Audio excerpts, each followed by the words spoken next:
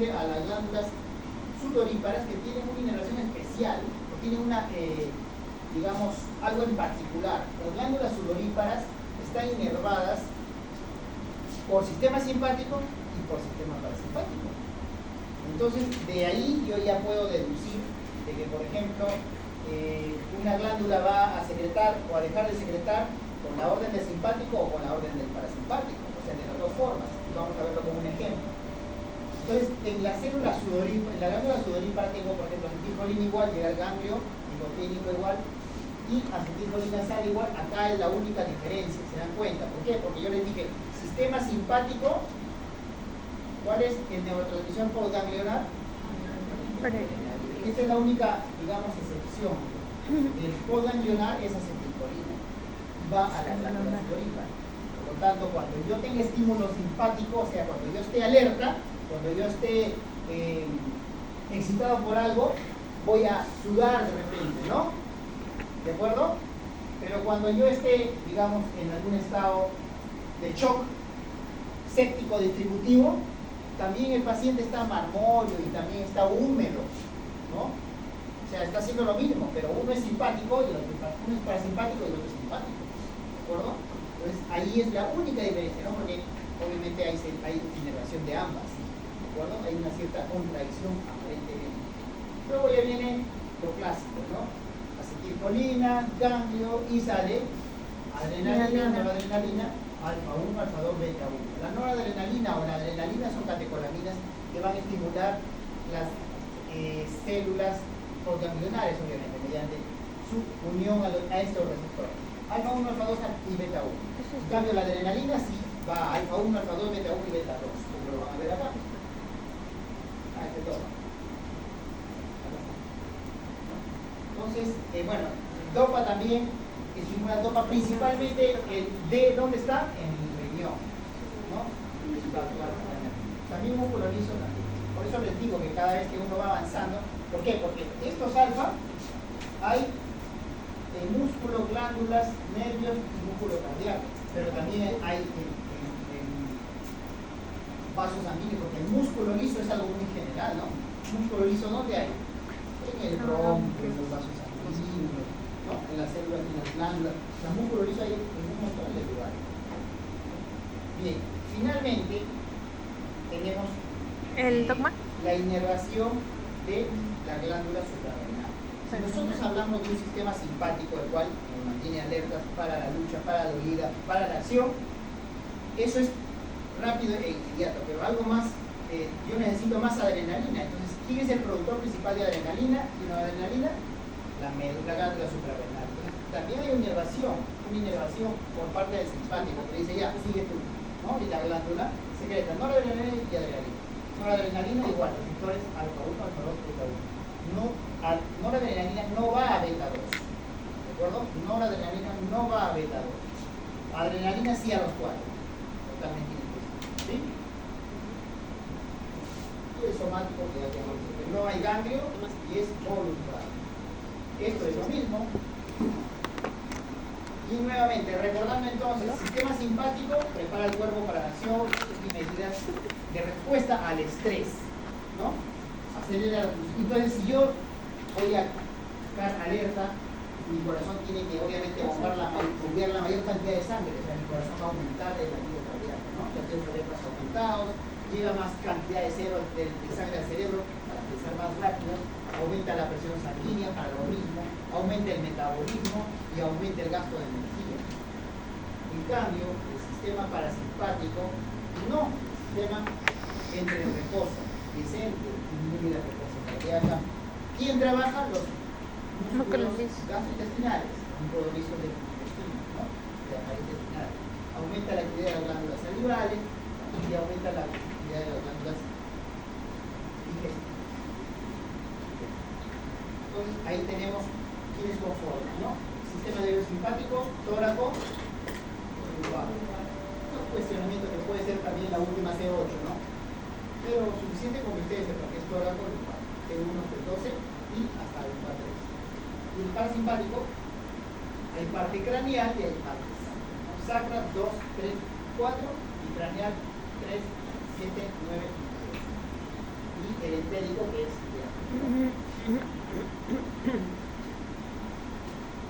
acá, en este cuadrito. Este cuadro prácticamente resume todas las secciones de todos los órganos de inervación de cada uno de los sistemas, ¿no? Por ejemplo, el sistema nervioso simpático nace, ¿no? Ganglio cerebral y va hacia la pupila, produce dilatación.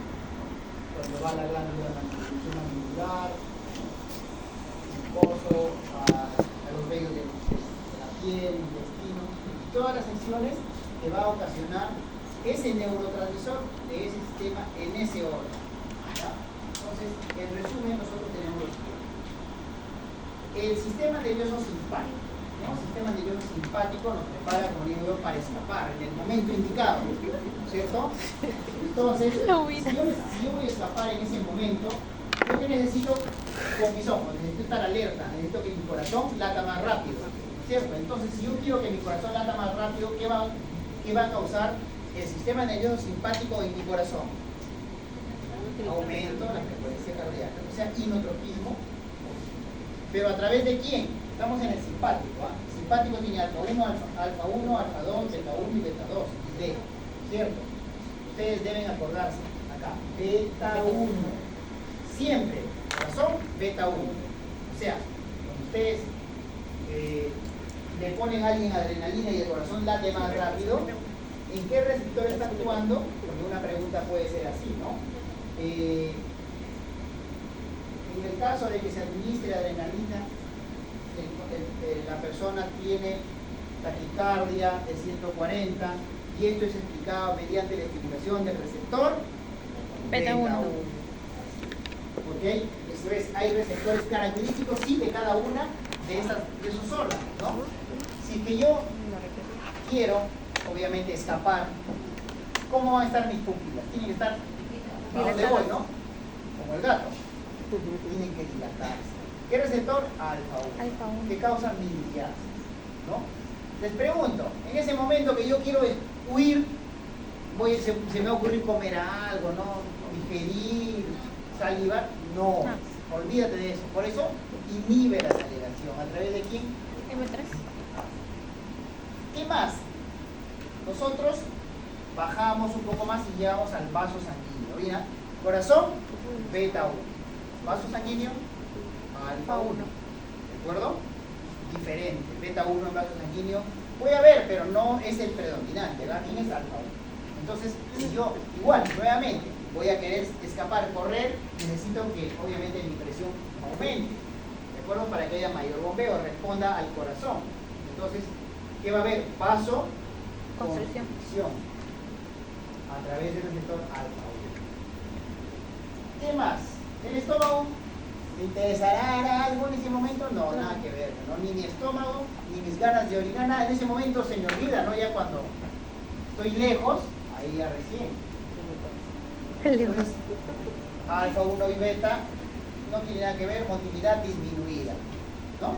Todo lo que es glandular, todo lo que es gastrointestinal, disminuido, ¿no? Ahora, glándula suprarrenal, ¿qué va a pasar? ¿Qué creen que pueda pasar? Aumenta, porque tiene que haber alguien que respalde, pues, ¿no? Obviamente, ¿no? ¿Quién es ese? La glándula. Entonces, mayor secreción. Riñón, vasodilatación. Ahora, a nivel gastrointestinal, nuevamente, nada. A nivel vesical, ¿qué va a pasar? Relaja el músculo liso, ¿no? En ese momento, si tengo que orinar, me olvido de orinar, no me importa, ¿no? Relaja el músculo liso y aumenta el tono del esfínter para que no se meta por la orina, obviamente, ¿no? Entonces, relaja el músculo liso de la vejiga y aumenta el tono del esfínter. Beta 2 y alfa 1. Entonces, son datos importantes, como les digo, ustedes pueden deducir lo que va a pasar, pero lo que no van a poder deducir es qué receptor tiene. Entonces, eso es lo que ustedes tienen que acordar. ¿Qué receptor tiene? Para que ustedes sepan cuando... No. Alfa 1, beta 2. ¿No? Por el contrario, ¿qué pasa cuando salen clases como de las 12 del mediodía, dicen tengo clase a las 3, todavía vamos a comer algo, ¿no?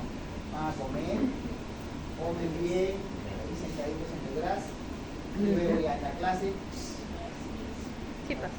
comienza a funcionar su sistema parasimpático. Ahí nada que ver, ¿no? Ahí, obviamente, ¿quién va a trabajar ahí? Obviamente, todo lo que es glandular, ¿no es cierto? Principalmente, como ustedes ven, predomina M2, M3, M2, M3, M2, M3, son los que predominan de los 5, ¿de acuerdo? Entonces, mi pupila ¿va a necesitar estar dilatada? No va a necesitar estar dilatada. Va a estar Contraída. puntito nada más. Está durmiendo. Lágrimas, todo lo que es salivación y secreción, sí, obviamente, Aumentada. ¿no? Aumenta, ¿no? El corazón está en reposo, disminuye la frecuencia cardíaca, disminuye el ionotropismo. Pero acá no es a través de beta 1, es a través de M2. ¿De acuerdo? Acetilcolina llega a adrenalina, llega a beta 1. ¿De acuerdo? El corazón entonces, beta 1 por un lado simpático y M2 por un lado parasimpático. Okay. Vaso sanguíneo, tiene receptores M3 principalmente y, como les digo, va a estar dilatado. El bronquio, a través de M2, broncoconstricción. No necesito yo hiperventilar, ¿no? Se contrae, se lo contrae. El intestino sí. Estómago también. M2 a trabajar porque obviamente tiene que aumentar la motilidad, ¿no? Vesícula, hígado, también para dar la absorción. Motilidad del intestino delgado y grueso, también aumentado. Y acá, ahí sí al contrario, pues no en M3 tiene el vaciamiento y el relajación. Relajes esfínteres, hasta te orinas a veces estaba en la silla. Cuenta te das. Cuando eran pequeños no tenían enuresis nocturna. Por ahí seguro todo el mundo se orinaba en la cama y no le han dicho a su mamá. De repente hasta ahorita se orina.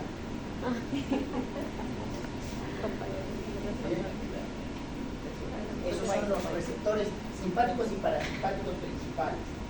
Y tenemos que recordarlos. Bien. Ahora, acá tenemos, por ejemplo, la acetilcolina, ¿no? Preganglionar, postganglionar, y la economía noradrenalina y adrenalina. Entonces vamos a estudiar dentro de cuáles se marcan. Ahora, ¿es importante conocer el metabolismo o no es importante conocer el metabolismo? O sea, ¿cómo llego yo a formar acetilcolina y cómo llego a formar adrenalina? Es importante, ¿no? Porque si yo conozco cómo se forma, entonces yo voy a saber dónde van los fármacos intervenidos. ¿Cierto o no cierto? Cierto.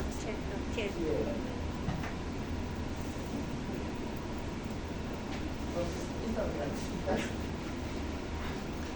Y van a ver obviamente, acá está un poco desordenado, pero más o menos, no se preocupen que yo después lo voy a volver a repetir en otro diapositiva. Nosotros tenemos que recordar que los receptores de este sistema autonómico son metabolotrópicos, son G dependientes, o sea, actúan a través de una proteína G. Y la proteína G, ¿de cuántos tipos conocen ustedes? 3. ¿Cuáles son esos 3 tipos? G, I, que es inhibitorio. Significa que cuando es estimulada, se inhibe la acción. ¿Qué otra G? GS, que es estimuladora. Que significa que cuando el receptor llega, cuando el neurotransmisor llega a ese receptor, se estimula la acción. Y G, Q, que también es estimuladora. Oye, ¿por qué IGS y GQ? ¿Por qué no hay uno solo? Porque la forma en cómo trabaja es diferente. Una por AMP cíclico y el otro por fosfolipasas. Entonces acá está un poquito desordenado, como digo, pero ahí está todo, ¿no? Estos son los GS, estos son los GI, con estos los GS, y estos son los GI, ¿no? Los de acá, GI, GS, adenosiclasa y GQ, fosfolipasa, ¿no? Entonces, acá tenemos las 3 proteínas que vamos a ver. GQ, GI y GS. ¿Qué pasa? Pasa lo siguiente. Por ejemplo, acá la GQ. La GQ viene ligando, se une al receptor y ese receptor separa la subunidad alfabeta, perdón, gamma, este que es delta, ¿no? Gamma, ¿no? la gamma y beta, y la alfa migra y se une a la fosfolipasa C y desencadena la acción, estimulando el inositol difosfato a inositol trifosfato. ¿Y qué tenemos? Calcio. Ustedes recuerden bien, cuando haya calcio, hay movimiento, contracción, ¿ya? Acción. ¿De acuerdo? O sea, si el calcio aparece, tiene que haber contracción, secreción, aumento, movilización, ¿no? Acuérdense que si yo bloqueo eso, no hay movimiento, no hay contracción, no hay acción, ¿de acuerdo? Okay. Entonces, acción del calcio y ahí. ¿Qué pasa con la GI? La GI viene ligando por acá, separa la gamma y beta y viene la alfa por acá a la fosfolipasa C, ¿de acuerdo? Y la fosfolipasa C en este caso inhibe su acción, que está normalmente activa, ¿no? Y la GS también igual, ¿no? Viene ligando, separa la gamma beta, viene la alfa, se une la adenosiclasa y estimula la conversión acá y liberación, activación de AMP cíclico para obviamente nuevamente obtener este control, incluyendo al calcio. Ok, entonces, ¿y para qué me interesa tanta vaina? ¿Para qué? Porque de acuerdo a eso yo ya sé, Q estimula y inhibe, a través de cual obviamente fosfolipasa C o adenosiclasa, y de acuerdo a eso voy a saber qué va a pasar, ¿no? Okay. Nosotros vamos a tener, como lo dije yo, adrenérgicos y vamos a tener polinérgicos, ¿de acuerdo? Ahora, los adrenérgicos les dije que eran alfa, ¿qué más?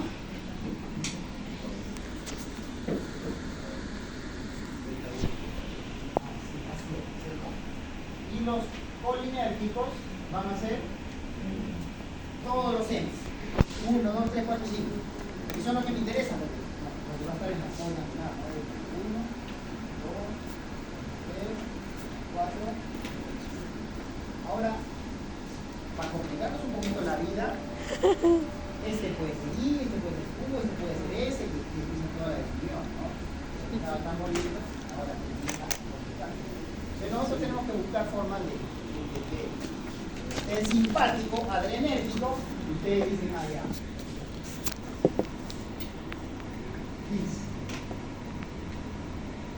Y acá, impares, impares, pares. ¿Qué significa? ¿Este qué es? ¿Este qué es? ¿Este qué es? Impar. Significa que es Q. ¿Cierto? Ahora, el 2 y el 4, ¿qué son? El 2 y el 4 son pares, ¿cierto? ¿Qué son? ¿Ya? Ustedes saben qué receptor va con qué proteína G. Entonces ya saben que si un receptor estimula, perdón, si llega a la acetilcolina, les hago una pregunta sobre esta. Si la acetilcolina llega al M2, ¿qué va a pasar? Se inhibe, ¿no es cierto? ¿Y el M2 dónde está? Corazón. Y coincide, ¿no? Porque el corazón late más lento. Ahora, si la adrenalina llega al beta 1, ¿qué pasa? ¿Estimula? ¿Y el beta 1 dónde está? ¿Y coincide o no coincide? Sí coincide, ¿no? Entonces, pueden utilizar ustedes. Pues ahí ustedes tienen, por ejemplo, ¿qué pasa? No pasa condición, miliasis, sinetropismo. El alfa 2 es un receptor que generalmente no lo vamos a escuchar mucho, pero sí deben saber ustedes que es el que se encarga de inhibir la transmisión, es el que hace el feedback. Si yo tengo acetilcolina, ¿no? si ya hay mucha o adrenalina, si se va a ir al alfa 2 y así ya no más. ¿De acuerdo? Adrenalina, por ejemplo, ya está secretándose, el alfa 2 es el que va a regular la adrenalina, ¿no? Por ejemplo, hay fármacos que inhiben adrenérgicos alfa 1, alfa 2, por ejemplo, ¿no? Como la fentolamina. La fentolamina es un inhibidor selectivo alfa 1, alfa 2, ¿no? Ustedes se van a dar cuenta que si yo le doy fentolamina a un paciente, inhibo alfa 1, también alfa 2. Si yo inhibo alfa 2, significa que la regulación o la autorregulación va a estar inhibida.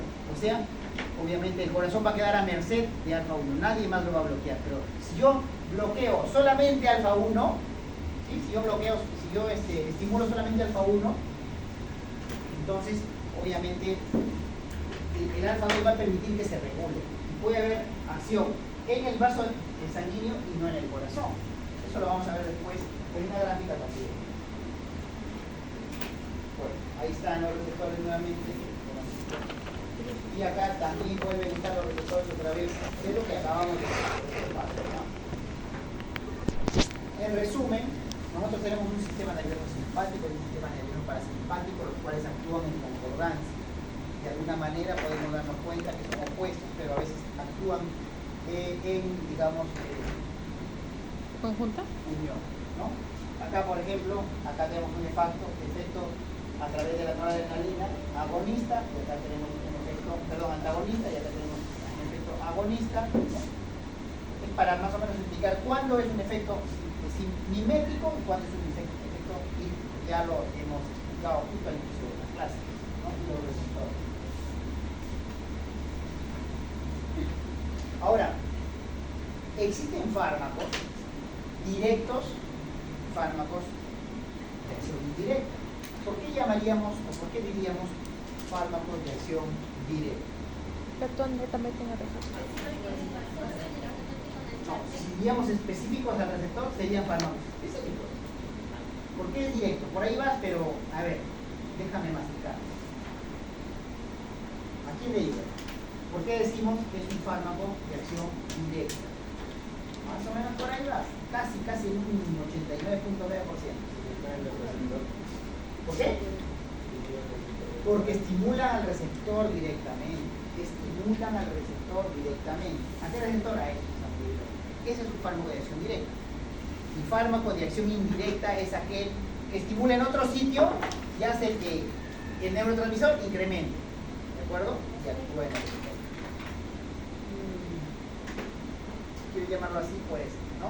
Pero básicamente aquí no hay un fármaco que viene y se pone al receptor, que no sea adrenalina obviamente, y lo estimula, ¿no? En este caso, el único que entra es la adrenalina, pero en este caso aumentaría la adrenalina. ¿Entiendes? La cocaína, por ejemplo, o la heroína, que es un compuesto adrenérgico o simpático mimético. ¿Qué sería? ¿Directo o indirecto? ¿Qué piensan ustedes? ¿Qué se imaginan que podría ser? Directo. ¿Va directo al receptor? ¿Cuál es su evaluación diagnóstica? ¿Qué pensarían? ¿Qué dirían? O sea, desde la cocaína va a actuar como la adrenalina directamente y estimular el receptor. ¿Por qué? Es que no está directamente al receptor porque tiene que pasar un proceso en el cual recién se podría, por así decirlo, sintetizar y de esa forma dar el efecto deseado. Estamos de acuerdo que es indirecto, pero ¿por qué? ¿Pero cómo estimula la adrenalina? La adrenalina no tiene receptores para cocaína. La idea, ¿saben por qué no saben el mecanismo? Porque no se acuerdan de cómo se sintetiza la adrenalina. Por eso no saben el mecanismo. Entonces, es necesario que hagamos eso. Se dan cuenta, y eso es, creo que ustedes lo llevan. ¿Por qué lo llevan biología en segundo año de medicina? Primero, un curso de 22 créditos. Morfología, 22 créditos. Entonces, todo junto hemos llevado. Una sola nota, déjala. Entonces, aquí Empieza un poco por las patitas, pero igual la vamos a seguir según el orden de la diapositiva. Estos son fármacos de acción indirecta. Ya sabemos al menos el concepto, que indirecto es que no va a actuar en el receptor, o sea, ¿dónde está? Metildopa no va a actuar en el receptor. Ah, ¿ya ves? ¿Dónde está? Ahora leo. Anfetaminas. ¿Te das cuenta? ¿Qué dice? Bloquea la captación, acumulación de DN en los receptores. Inhibe la recaptación. Cuando tienen un neurotransmisor en la hendidura postsináptica o en la hendidura sináptica, ahí va a estar actuando el neurotransmisor. Pero eso no va a actuar de por vida. Se tiene que degradar y se tiene que recaptar, ¿no? Porque todo se recicla, nuestro cuerpo recicla. Los únicos que no reciclamos somos nosotros. Entonces, si nuestro cuerpo recicla, significa que la adrenalina que salió y está en la hendidura va a ingresar nuevamente a la célula, a la neurona, para que nuevamente pueda sintetizar más adrenalina, ¿no? Entonces, eso se llama reciclar o recaptar. ¿Qué hace la cocaína? Inhibe la recaptación de la adrenalina. Y si inhibe la recaptación de la adrenalina, ¿qué va a pasar con la adrenalina? Se acumula. Y si se acumula, pero lo máximo de aquí está el quinto piso, ¿no es cierto? ¿Por qué? Porque obviamente es un fármaco simpático mimético de acción indirecta, ¿ya? Y así podríamos hablar de todo. Por ejemplo, los inhibidores de la acetilcolinesterasa. Interferencia con la síntesis de transmisor. ¿Qué es la acetilcolinesterasa? ¿Se recuerda más o menos?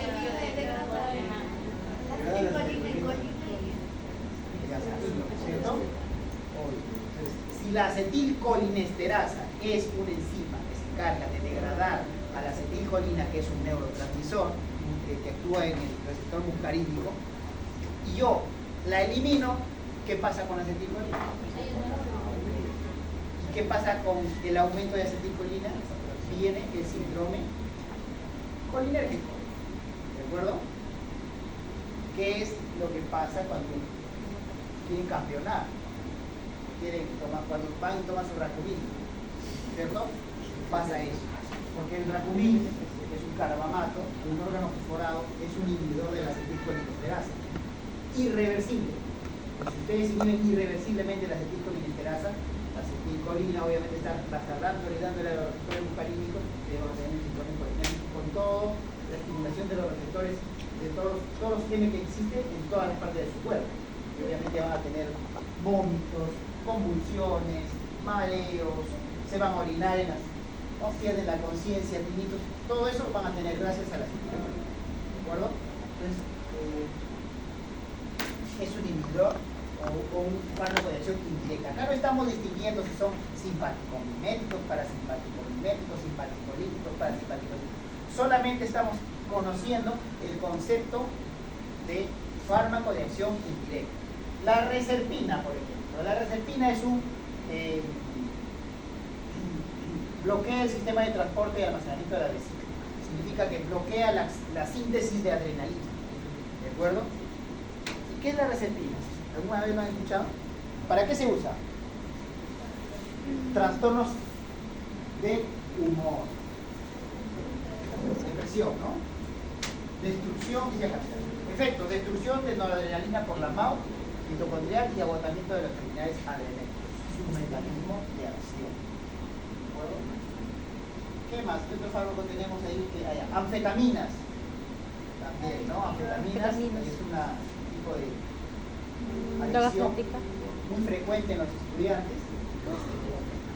Es un estimulante. Para el TDAH, ¿no? Al día siguiente borran cassette y ya no se acuerdan. Entonces, favorece la exocitosis o el desplazamiento de transmisión de los sitios de almacenamiento. O sea, está almacenado y aumenta la secreción del transmisor, aumenta. Y así hay varios grupos de receptores de acción. Acá hay fármaco de acción directa e indirecta. Más o menos, como les digo yo, es para conocer un poco cómo es que van a actuar. Porque después vamos a ver grupo por grupo. Y esto es lo que yo quería mostrar, ¿no? La síntesis de... ¿Dónde lo veo? Estas bolitas que están acá, que son epinefrina o adrenalina. Epinefrina igual a adrenalina, ¿ya? Entonces yo quiero llegar acá. Eso es lo que pasa diariamente. Entonces la neurona pre, la pos y la neuronas. Entonces, por acá, por ejemplo, viene la tirosina. Ingresa la neurona. La tirosina, hidroxilasa, dopa, la dopamina.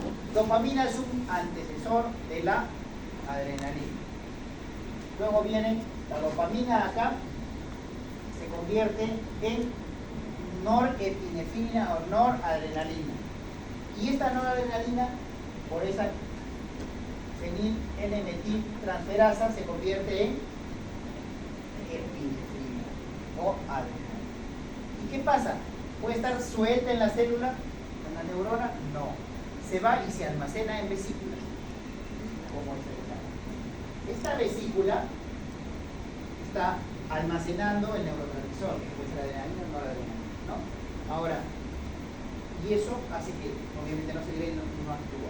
Para que actúe, esta vesícula camina hacia el borde y luego se rompe y se libera hacia el interior. ¿Y quién activa esta unión, este sistema SNAP guiado por él? Acá viene el señor, ¿ves? Este calcio, si yo meto calcio, activo SNAP, libera vesícula, libera adrenalina. Yo bloqueo o no hay calcio, cierro, ¿no? Más o menos de esa manera ustedes deben, con el gráfico ustedes deben. Bueno, ya está acá la adrenalina, ya viene acá su retorno alfa o beta, hace su acción y luego tiene que desaparecer y recaptarse, ¿no? ¿Quién viene por acá? La COM o la MAO. Son los dos enzimas que se encargan de metabolizar ese neurotransmisor y luego nuevamente y parte como ácido mandélico afuera. Actúa acá inhibiendo el almacenamiento. No, ojo, si yo inhibo el SNAP, hago que la vesícula no se libere, pero esta es más arriba, o sea, en el almacenamiento de la vesícula, porque todo tiene un proceso, como te digo, tirosina, dopamina, norepinefrina, y esta se tiene que almacenar. Si yo no la almaceno, no se libera. ¿Entiendes? Tu pregunta, ahí.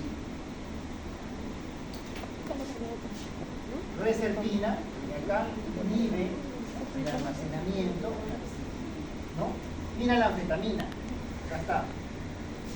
Estimula la liberación de la vesícula, ¿no? O sea, para que se libere más.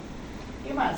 La cocaína inhibe la recaptación de la adrenalina, ¿cierto? Inhibe la recaptación. ¿Qué más? Y acá vamos a ver obviamente muchos fármacos que sean, por ejemplo, esto de acá, ¿no? Ustedes conocen la selectivina, la selectivina es muy conocida, es un antidepresivo, ¿cierto?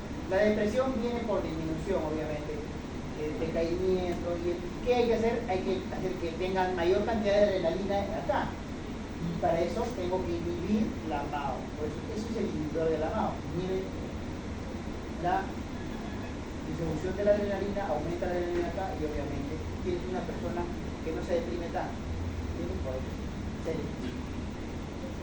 Y también tienes este es el alfa 2. ¿Qué les dije que era el alfa 2? Autorregulador. Significa que acá viene la adrenalina acá, ¿no? O dopamina o qué sé yo. ¿Y qué le dice? Ya no más. Hasta ahí no más.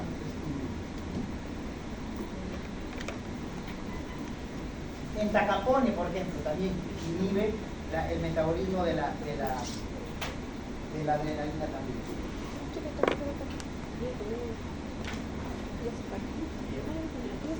Acá tenemos agonistas adrenérgicos y de acción directa o de acción indirecta. Ya hemos visto, ¿no? De acción directa pueden haber selectivos o no selectivos. Si son selectivos puede haber alfa 1 selectivos, alfa 2 selectivos, beta 1 selectivos o beta 2 selectivos. Por eso se llaman selectivos. Ahora, no selectivos tenemos alfa 1, alfa 2, beta 1, beta 2, alfa 1, alfa 2, beta 1, beta 2. La epinefrina o adrenalina es el adrenérgico, obviamente, que estimula todos los receptores. ¿De acuerdo? Todos. Alfa 1, 2, beta 1, 2. Y norepinefrina. Acá son los de acción indirecta, tenemos agentes que liberan, agentes que inhiben la recaptación, inhiben a la MAO, inhiben a la COM. Ya lo vimos también en la gráfica. El mismo cuadro anterior, pero ya con los medicamentos, ¿no? Fentolamina, ¿no? Inhibe alfa 1. Pero esta fentolamina inhibe alfa 1 y también inhibe alfa 2. Lo vamos a ver por qué. Prazosina, ahora está acá en la prazosina. Inhibe alfa 1. Beta 1, agonista. Atenolol, betaxolol, bisoprolol, carvedilol. ¿Qué son estos? ¿Los han visto alguna vez? Son cardiogénicos, o sea, son fármacos que actúan a nivel cardíaco. Mira, este parece conocido. ¿Dónde está? Actúan a nivel cardíaco. Son antihipertensivos y disminuyen el trabajo cardíaco. ¿Sí? La betalol también es un antihipertensivo de emergencia. Carvedilol también. Trimotol. Farmacología de los fármacos simpáticos. Acá bueno, están sus usos de la adrenalina y de la no adrenalina, ¿no? La adrenalina tiene un uso importante que es básicamente en el shock anafiláctico. Cuando hay un paciente que entra en un paro cardiorrespiratorio con un shock anafiláctico, el corazón para, tú le pones adrenalina para sacarlo del paro, de urgencia, emergencia. Una vez que ya lo sacas, ya puedes manejar, digamos, que ya salido. Va a estar con taquicardia quizás, ¿no? Pero todos los efectos secundarios porque estimula los 4 receptores. Petariosa. ¿No? Oxipetazolina, el congestionante nasal. Fenilefrina también como el congestionante nasal, ¿no? Lo han visto cuando toman ustedes un medicamento que traen, siempre traen fenilefrina. Clonidina, que es antihipertensivo, isoprenalina, dobutamina, es salbutamol, utilizado para el asma. Simpaticomiméticos directos e indirectos, o sea, simpaticomiméticos de acción directa y de acción indirecta, los que actúan en el receptor y los que actúan incrementando la acción del neurotransmisor. Acá tenemos los selectivos y los no selectivos. Y acá nuevamente se vuelve a repetir el tema, ¿no? Se vuelve a repetir lo que ya hemos visto anteriormente. Selectivos, porque obviamente van a un solo receptor, alfa 1, alfa 2, beta 1, beta 2. Estos son muy conocidos, ni siquiera por qué recordarlos. Los beta 2 agonistas, ¿dónde está beta 2? Músculo liso, principalmente pulmón. Como yo quiero disminuir el efecto secundario, busco la vía más rápida que llegue a esa zona, que es inhalatoria. Entonces, estos son inhalatorios generalmente. ¿No? Luego tenemos beta 1, ¿dónde está? Corazón.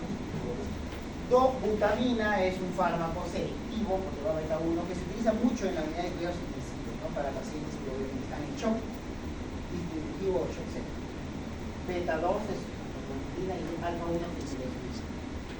No selectivos, significa que no distinguen por alfa 1 o por alfa 2, por beta 1, de repente se van a 2 o 3 o más. Acá empecemos con la adrenalina. ¿Dónde está? O la epinefrina acá. Alfa 1, alfa 2, beta 1, beta 2. Epinefrina. Alfa 1, alfa 2, no epinefrina. Y beta 1, perdón. Y alfa 1 y 2, beta 1, beta 2. Este fármaco y estos fármacos son para el asma. Solo que estos son obviamente con mayor potencia que estos, porque actúan sobre más receptores, pero tienen más efectos adversos. Por eso no se usan. Cuando nosotros vimos la clase de sinergismo,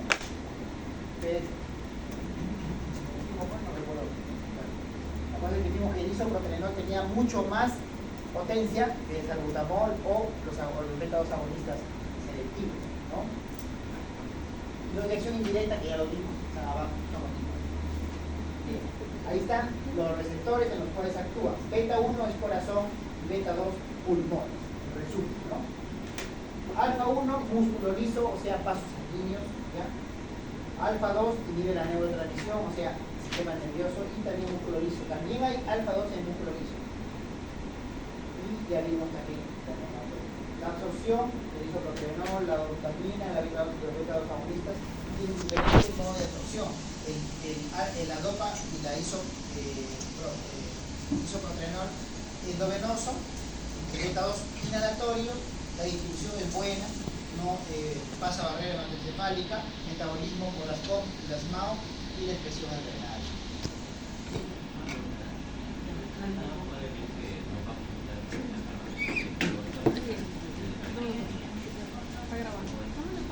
Puede ser, pero es una pregunta demasiado sencilla para... Estoy intentando perdimos mucho. ¿Cómo te van a preguntar? Menciona los fármacos, no se le incluyen como para primaria. O sea, tienen que ser preguntas un poco más elaboradas. Claro, claro. O sea, te pueden dar el caso y te pueden preguntar lo que yo he visto, ¿no? Te preguntan la acción que ocasiona acá es debido a la estimulación en el receptor, por ejemplo, ¿no? ¿Cuál es el receptor? ¿No? Y no te van a decir obviamente ni qué es simpático o qué, si es mimético, y simplemente te van a decir, está sudando. ¿Qué receptor está estimulando? Y la siguiente pregunta puede decir, a cargo del neurotransmisor, a ver, ¿qué neurotransmisor y qué receptor? Para que tú puedas marcarlo. Si no, obviamente, no vas a saber, ¿entiendes? O sea, son concatenadas las preguntas de los casos clínicos del S1, ¿no? Hay un caso clínico y hay 3 preguntas de ese caso clínico. Eso es lo que usted ha visto. Sí. Y usted va a hacer Casi lo mismo. Casi. por ahí. Más o menos. Piedad. Entonces, ¿qué más? No se le dijo tanta igual.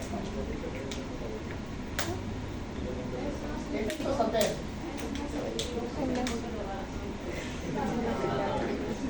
No selecciona. Un novio selectivo. No selectivo. ¿De acuerdo? Eso es importantísimo. Selectivo,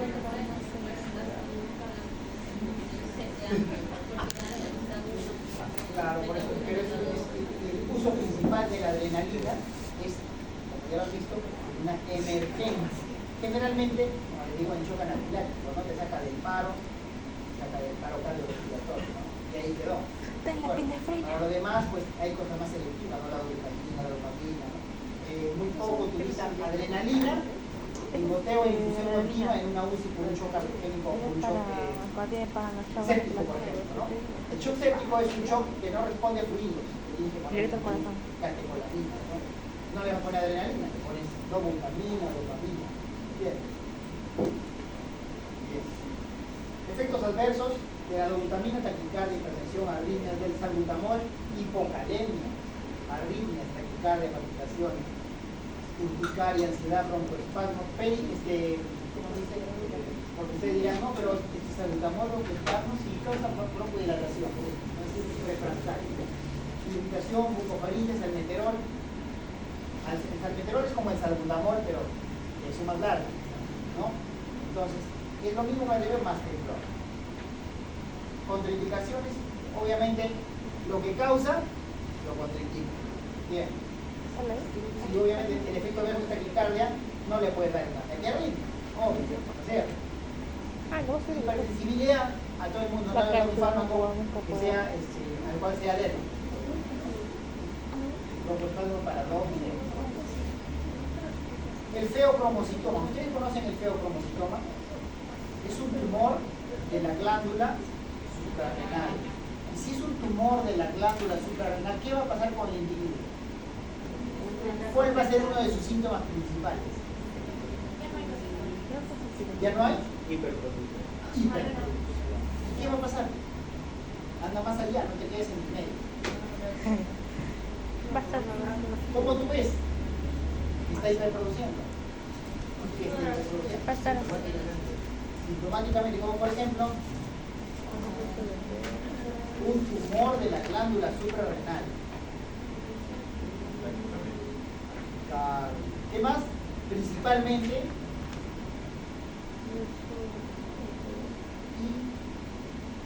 hipertensión.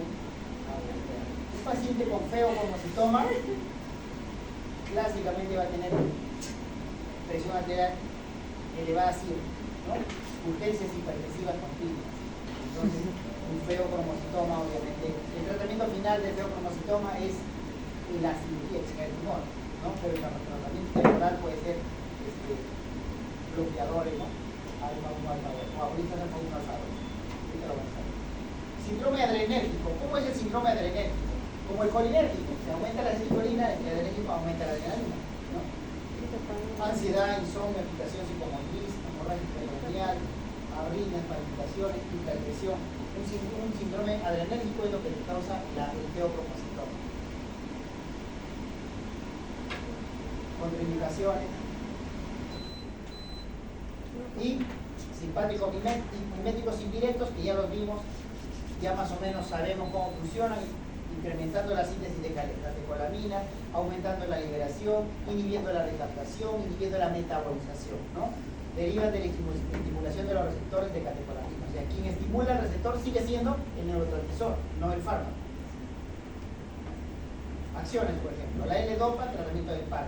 La tiramina, en realidad la tiramina no tiene aplicaciones clínicas, sin embargo, es importante porque puede causar un síndrome, ¿no? Cuando utilizas, por ejemplo, cuando otro tratamiento para trastornos del humor, ¿no? Puede darte un síndrome, ¿no?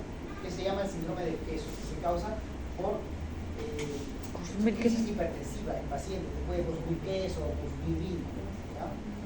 Antidepresivos tricíclicos también. Usos, acá está, mira, adrenalina, crisis de anafilaxia, ¿no? Adrenalina para respiratorio.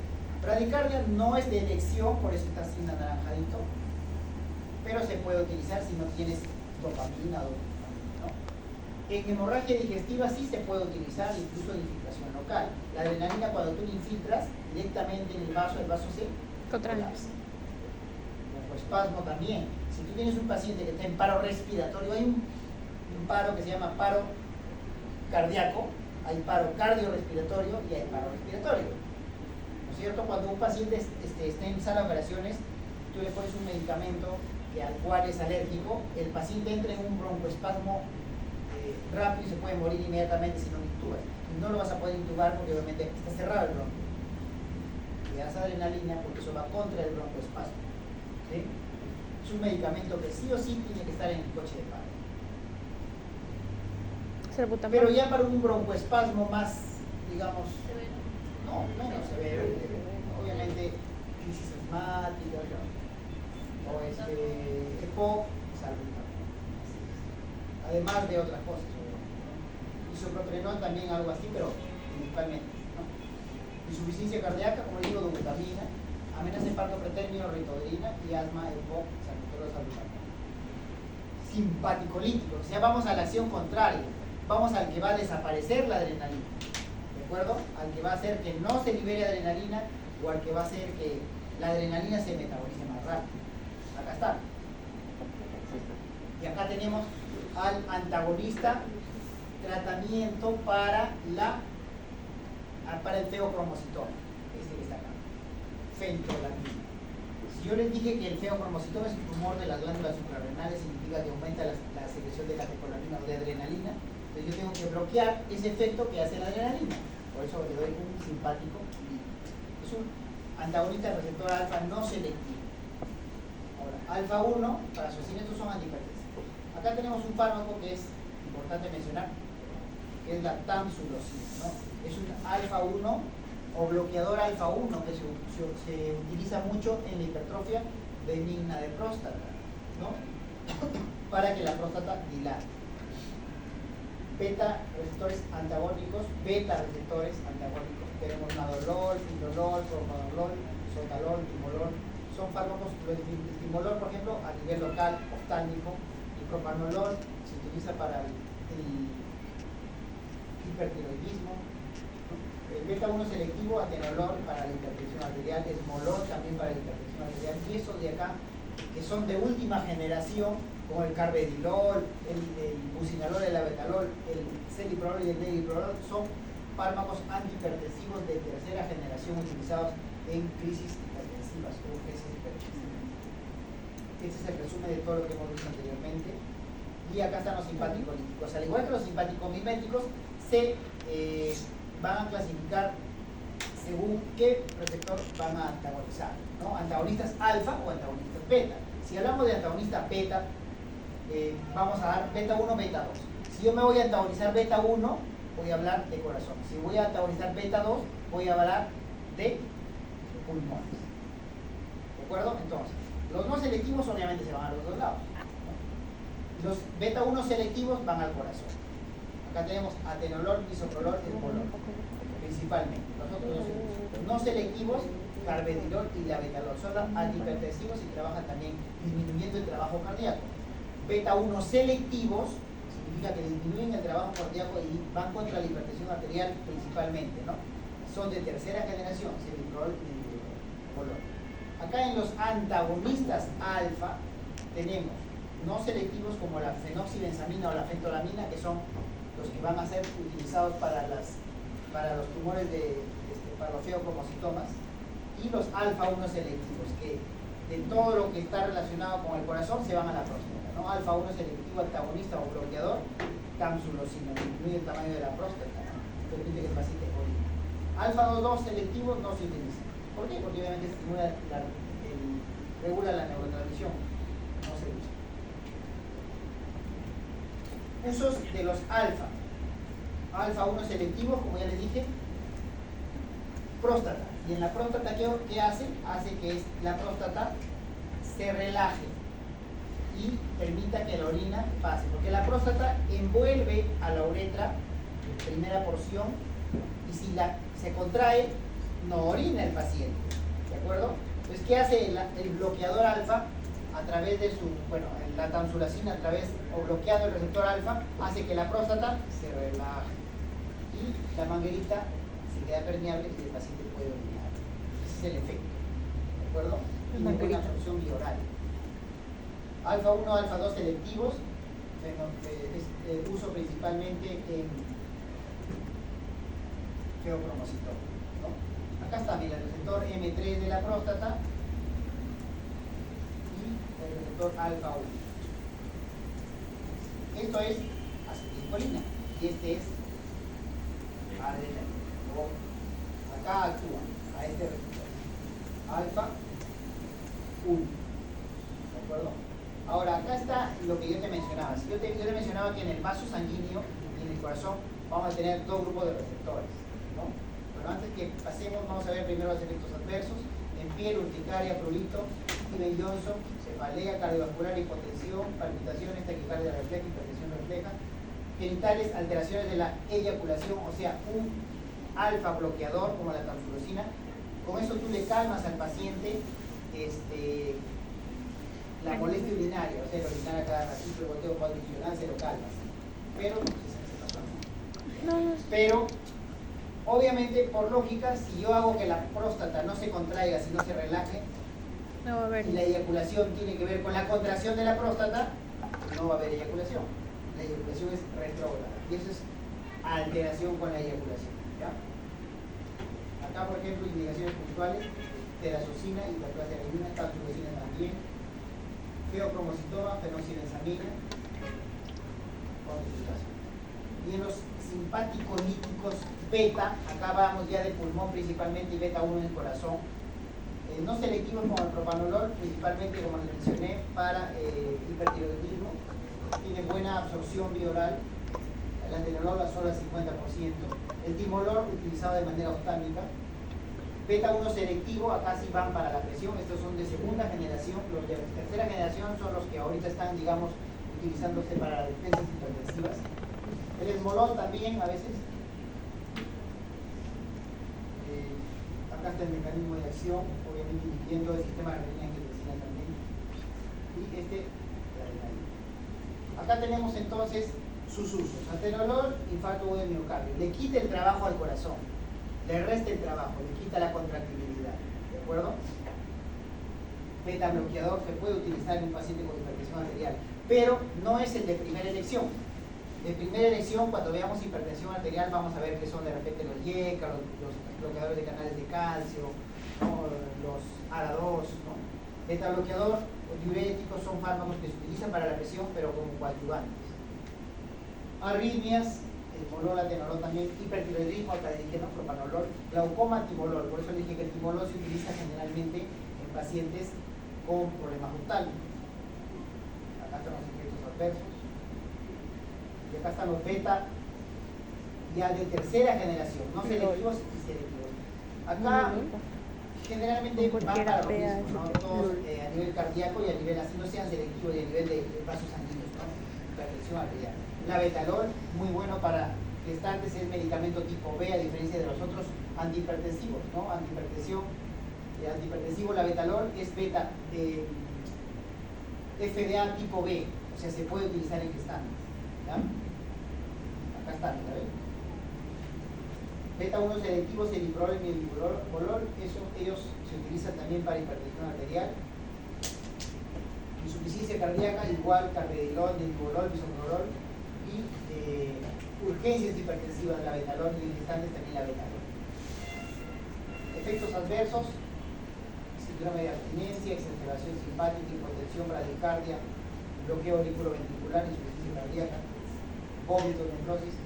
Y hay que tener cuidado en pacientes que tengan asma, contraindicado en asma.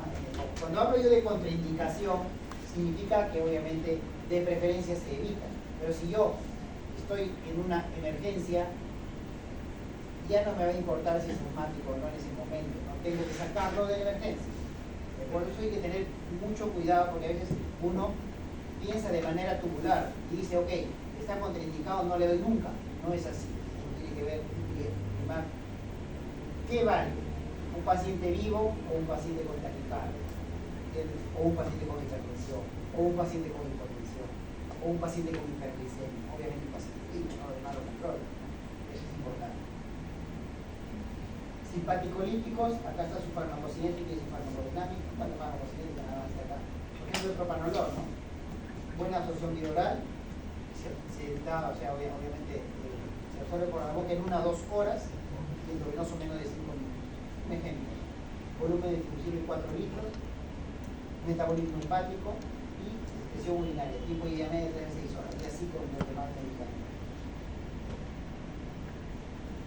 Eficacia. Acá, por ejemplo, tenemos que resaltar la acción del carvedilol, que es no selectivo alfa y beta, disminuye el trabajo cardíaco, disminuye la contractibilidad, hace vasodilatación y disminuye la liberación de renina. Por lo tanto, es un antihipertensivo. Se utiliza en infarto de miocardio o insuficiencia cardíaca porque obviamente disminuye el trabajo cardíaco. ¿Sí? Acá está.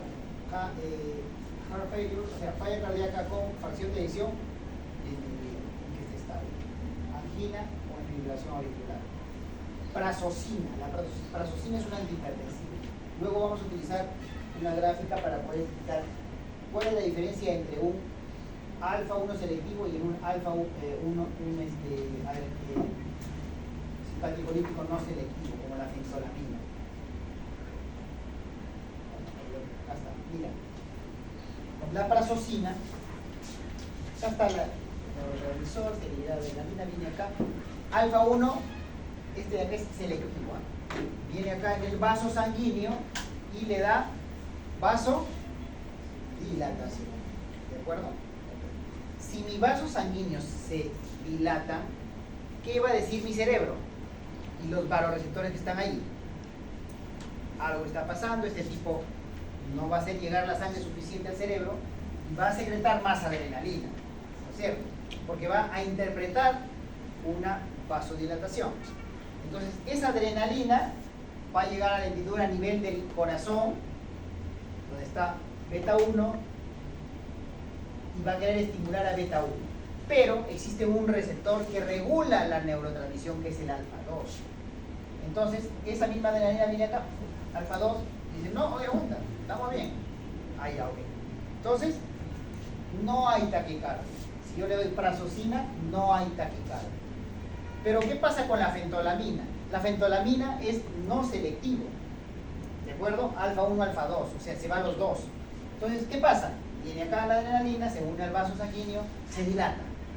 Esto, dice, vasoreceptores detectan una baja de presión y ¡boom!, adrenalina en grandes cantidades. Llega la adrenalina por acá y obviamente hace lo que quiere, porque cuando quiere regularse no puede, porque está bloqueado el receptor alfa 2 también. ¿Qué hay? Taquicardia refleja. Entonces son efectos adversos de la fentolamina.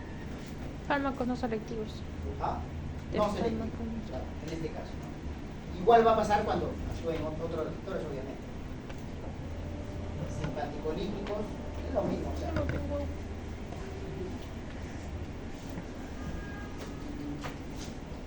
ver acá, bueno, las dosis usuales, el uso frecuente. Atenolol les dije que era para hipertensión, para la angina de pecho estable. ¿Qué más? Acá arbedilol igual, ¿no? Insuficiencia cardíaca congestiva, para la hipertensión también, falla ventricular izquierda. Esmolol también es para hipertensión arterial. Labetalol también antihipertensivo y antihipertensivo principal de elección en el embarazo. Urgencia. Simpaticolíticos beta, acá, atenolol igual, lo mismo, ¿no?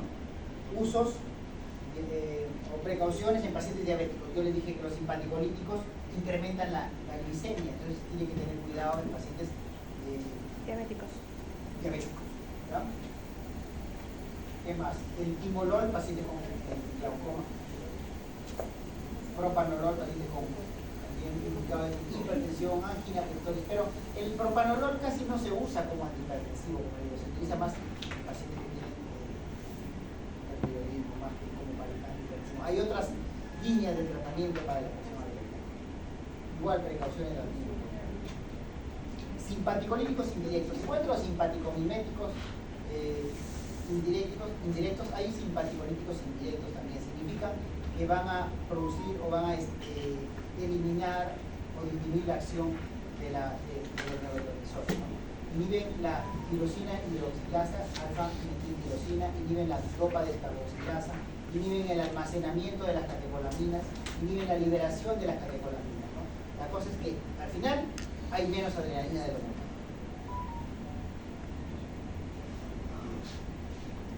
Parasimpático miméticos. Y a esto vamos a dar un vuelco general hacia el otro lado, hacia el otro sistema.